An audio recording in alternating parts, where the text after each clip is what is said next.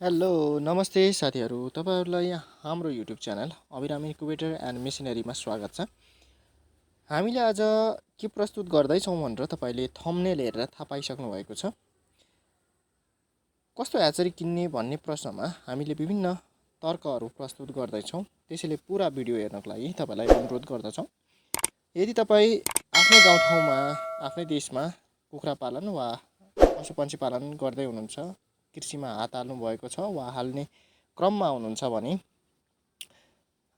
विभिन्न किसिमका यो मेसिनरीसँग सम्बन्धित यस भिडियोमा तपाईले जान्न सक्नुहुन्छ।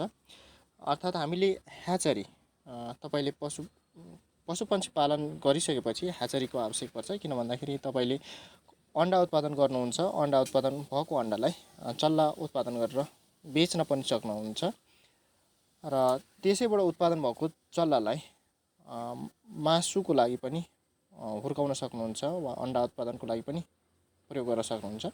आज हामीले विशेष गरेर ह्याचरी कस्तो खालको ह्याचरी लिने, व्यावसायिक प्रयोजन र घरायसी प्रयोजन हामीले दुई भागमा विभाजन गरेका छौँ। व्यावसायिक प्रयोजनको लागि हामीले कति क्षमताको लिने, कस्तो खालको बढी लिने, कति लगानी लाग्छ भन्ने खालका कुरा गर्नेछौँ। व्यावसायिकको लागि अब हामीले क्षमता हेरौँ। त्यसमा बढी कस्तो खालको बढीले बनेको छ। क्षमताको हिसाबले हेर्ने हो भने हामीले सकेसम्म 500 देखि माथिका लियौँ भने सजिलो हुन्छ। त्योभन्दा कमको लियौँ भने झन् महँगो पर्न जान्छ। त्यही भएर त्योभन्दा माथिका लियौँ भने हामीलाई उपयुक्त हुन्छ, किसानलाई उपयुक्त हुन्छ। किन भन्दाखेरि प्यानल बढी एकदमै हाई कम्प्याक्ट डेन्सिटी भएको प्यानल बढी लिने, त्यसमा क्षमता 500 देखि माथि लिन सक्छौँ। र सुरक्षित रहनको लागि तपाईले ब्याकअप सिस्टम अर्थात् जेनेरेटर पनि लिन सक्नुहुन्छ। जेनेरेटर विभिन्न मूल्यका विभिन्न केबीको पाइन्छ, त्यो लिन सक्नुहुन्छ। आफ्नै फार्ममा अन्डा उत्पादन भइरहेको छ भने त्यो अन्डा लिन सक्नुहुन्छ। हैन भने बजारको अन्डा किनेर पनि ह्याच आउट गर्न सक्नुहुन्छ र आफ्नो फार्मको लागि वा बजारमा पठाउनको लागि तयार गर्न सक्नुहुन्छ चल्लाहरू।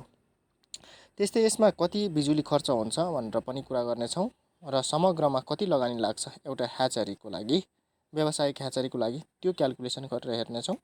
अब क्याल्कुलेसन गरेर हेरौँ। एउटा व्यावसायिक प्रयोजनको लागि हामीले 528 अन्डा क्षमताको एउटा ह्याचरी लिन सक्छौँ। त्यसको बजार मूल्य छ 80,000 देखि 1 लाख रुपियाँसम्म पर्छ। विभिन्न ग्यारेन्टी विभिन्न क्वालिटीका आउँछन्। त्यही भएर सामान्य रूपमा अहिले 80,000 ह्याचरीको लागि लिउँ। त्यस्तै तपाईले एउटा स्टाफ पनि राख्न सक्नुहुन्छ। सधैँभरि तपाईँ यदि उपलब्ध हुनुहुन्न भने एउटा स्टाफ राख्नु पनि सजिलो हुन्छ। दिनको 600 रुपियाँ दिएर उसलाई महिनाको 18,000सम्म दिएर एउटा स्टाफ राख्न सकिन्छ। स्टाफलाई विकल्पको रूपमा पनि राख्न सक्नुहुन्छ।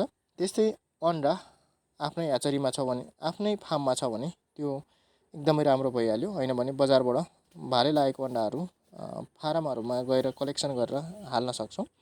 त्यस्तै बिजुलीको लागि तपाईले 2 देखि 4,000 राख्न सक्नुहुन्छ। मेसिनको लागि मात्रै बिजुली यति खर्च हुन्छ भनेर यति रुपियाँ, नेपाली रुपियाँ 2 देखि 4,000सम्म खर्च हुन सक्छ। त्यस्तै सुरक्षित रहनको लागि तपाईले जेनेरेटर ब्याकअप सिस्टम राख्न सक्नुहुन्छ। ब्याकअप सिस्टमको लागि बजारमा 30,000 देखि लाखौँसम्मको जेनेरेटरहरू पाइन्छ। अहिले उदाहरणको लागि तपाईले मेसिन, बिजुली र जेनेरेटर ब्याकअप सिस्टम गरेर राख्नुभयो भने झन्डै 1.5 लाखसम्म खर्च हुन आउँछ। तपाईले जोड्न सक्नुहुन्छ। यसरी 1.5 लाखसम्मको तपाईले खर्च गर्नुभयो भने व्यावसायिक प्रयोजनको लागि एउटा राम्रो ह्याचरी राख्न सक्नुहुन्छ। हैन भने विकल्पको रूपमा घरायसी प्रयोजनको लागि विभिन्न क्षमताका 20 देखि 100 वटा अन्डा क्षमताको ह्याचरीहरू उपलब्ध हुन्छ, बजारमा पाइन्छ। आफैले पनि बनाउन सकिन्छ वा बनाएकै पनि किन्न सकिन्छ। बनाएकै किन्नको लागि साथीहरू, अब घरायसी प्रयोजनको लागि हामीले कुरा गर्न गइरहेका छौँ। घरायसी प्रयोजनको लागि हामीलाई 20 वटा अन्डा क्षमतादेखि लिएर 100 वटा अन्डा क्षमताको राख्न सक्छौँ। 150-200 को पनि राख्न सकिन्छ। हामीले सामान्य रूपमा राख्न सक्छौँ। त्यस्तै यसलाई ब्याकअप सिस्टम भयो भने सजिलो, छैन भने पनि धेरै प्रब्लम आउँदैन, किन भन्दाखेरि कस्तो समयमा बत्ती गयो भन्ने कुरामा भर पर्छ। यसलाई चलाउन एकदमै सजिलो छ, घरको जोसुकैले चलाउन सक्छ, बिजुली जन्य वा पढे लेखेका नभए पनि सजिलै चलाउन सक्छ। त्यस्तै आफैले बनाउन पनि सकिन्छ वा बनाएकै पनि किन्न सकिन्छ।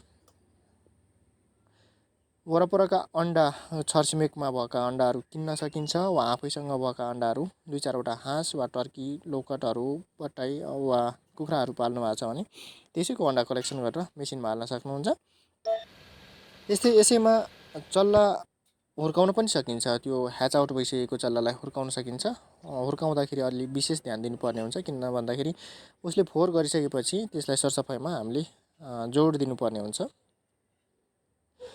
र अर्को खुसीको कुरा के छ भन्दाखेरि सानो मेसिनमा प्रयोगमा नभएको बेला तपाईँसँग करेसा बारीमा उत्पादन भएको सब्जीहरू वा मासुजन्य उत्पादनलाई सुकाएर, सब्जीहरू, फलफुल, मासुजन्य उत्पादनलाई तपाईँले सुकुटीको रूपमा बनाउन सक्नुहुन्छ। र यसमा कति लगानी लाग्छ भन्दाखेरि तपाईँले 5,000 रुपियाँ खर्च गर्नु हो भने तपाईँले एकदमै उत्कृष्ट सानो ह्याचरी घरायसी प्रयोजनको लागि पाउन सक्नुहुन्छ। र यसरी हामीले व्यावसायिक र घरायसी प्रयोजनको लागि दुइटै हेरिसक्यौँ। यदि साथीहरू तपाईँहरूलाई कुनै जिज्ञासा वा टिका टिप्पणी छ भने हामीलाई सिधै सम्पर्क गर्न सक्नुहुन्छ। यदि कुनै मेसिनसँग सम्बन्धित पार्ट्सहरू वा मेसिन आवश्यक परेमा हामीलाई सम्झिन सक्नुहुन्छ। यदि साथीहरू हाम्रो भिडियो तपाईँहरूलाई मनपर्छ भने लाइक पनि गर्न सक्नुहुन्छ र सब्सक्राइब पनि गर्न सक्नुहुन्छ हाम्रो च्यानललाई। आजको भिडियोमा यति नै प्रस्तुत गर्छौँ। तपाईँहरूलाई धेरै धेरै धन्यवाद।